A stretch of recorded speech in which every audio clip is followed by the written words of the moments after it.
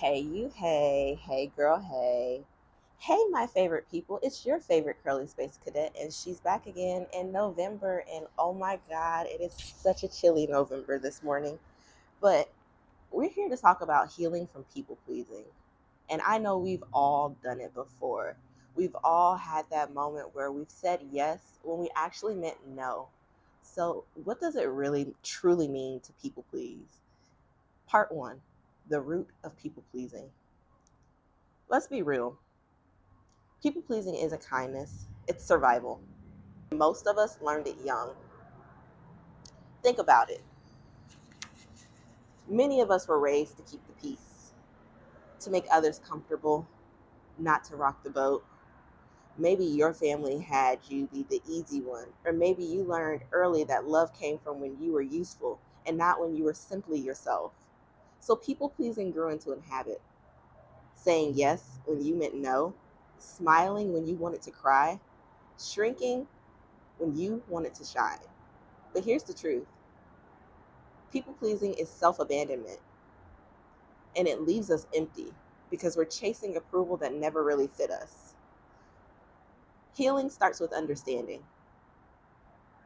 You don't owe anyone the watered down version of yourself.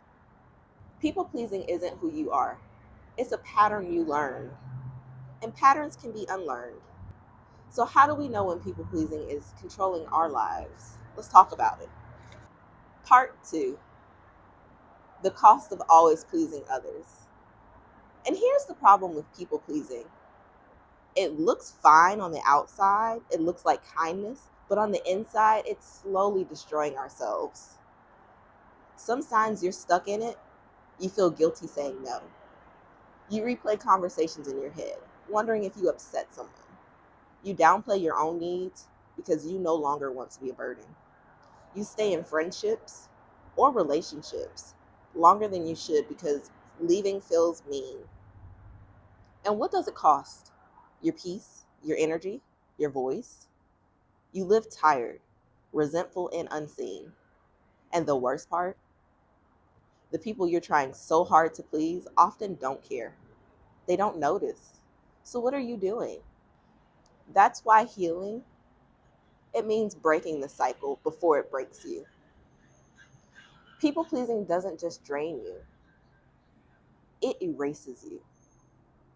And you deserve better. So if you're ready to break the cycle, here's how to shift out of people pleasing and shift back into yourself. Part three, steps to people pleasing. And here's the hard truth: when you stop people pleasing, some people might not like that, and that's okay. Here's how you start to break the habit. Let's pause before saying yes. Ask yourself, do I really want this? Or am I afraid of the reaction of no? Let's practice small no's. It doesn't have to be huge.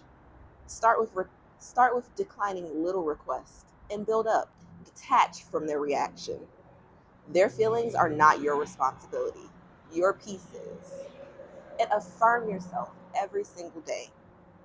Every time you say no, remind yourself, I am worthy of rest, respect, and choice. It'll feel uncomfortable at first. You'll feel guilt, but guilt is just the echo of your old conditioning. It's not a sign that you're wrong, it's a sign that you're growing. Saying no, it doesn't make you unkind, it makes you honest. And that honesty is the real foundation of love. And when you stop people pleasing, you don't just say no, you reclaim your whole power. Part four, reclaiming your voice and power. When you stop living for approval, you start living for truth. And here's what truth really is: a healed woman doesn't over explain, she doesn't beg to be liked. She knows her worth and she stands in it, even if it makes people uncomfortable. On the other side of people pleasing is peace. You'll feel lighter. You'll attract friendships and relationships that make you shine brighter. They'll value the real you and not the version of you that only is out in a mask.